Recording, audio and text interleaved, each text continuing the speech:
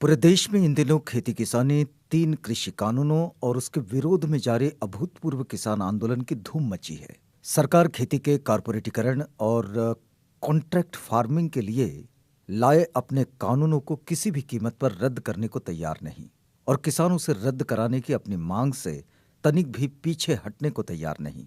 यह आलेख वरिष्ठ पत्रकार उर्मिलेश का है। उर्मिलेश आगे लिखते हैं कि इस विषय और विवाद में भी डॉक्टर अम्बेडकर के विचार आज बेहद प्रासंगिक है।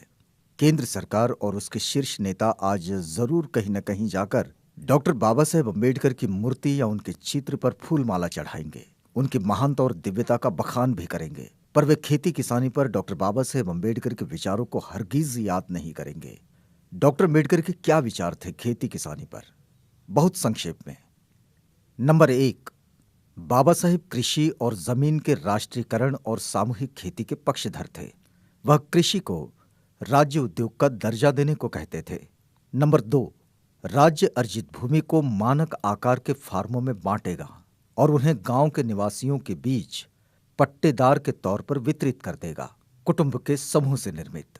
नंबर तीन, फार्म पर खेतीबाड़ी सामूहिक फार्म के रूप में की जाएगी। नंबर चार, जमीन का वितरण गांव के निवासियों में जाति पंथ के भेदभाव के बगैर इस प्रकार किया जाएगा कि कोई जमींदार ना रहे और कोई भूमिहीन ना रहे। इसका संदर्भ डॉक्टर अंबेडकर वाङ्मय खंड 2 पृष्ठ 166 से 167 में मिलता है। वरिष्ठ पत्रकार उर्मिलेश आगे लिखते हैं कि डॉक्टर अंबेडकर चाहते थे कि उनके ये विचार संविधान में शामिल किए जाएं, पर बड़े भूस्वामियों और जमींदारों के घोर पक्षधर संविधान सभा के ज्यादातर सदस्य इसके लिए तैयार नहीं थे। आज तो उसी देश की सरकार कृषि का कारपोरेटीकरण चाहती है, खुलेआम कॉन्ट्रैक्ट फार्मिंग चाहती है। इसके लिए अपने बहुमत के बल पर बाकायदा कानून बना चुकी है। उस दौर में किसानों के भी सबसे बड़े हितैषी और विचारक डॉक्टर बाबा साहेब अम्बेडकर ही थे। वह किसी जाति या पंथ के नहीं, उत्पीड़ितों के दूत और समता व सद्भाव आधारित सुंदर मानव समाज के स्वप्नदर्शी है। उनके सपनों को पूरा करना मनुष्यता की सबसे बड़ी सेवा होगी। डॉक्टर अम्बेडकर जिंदाबाद।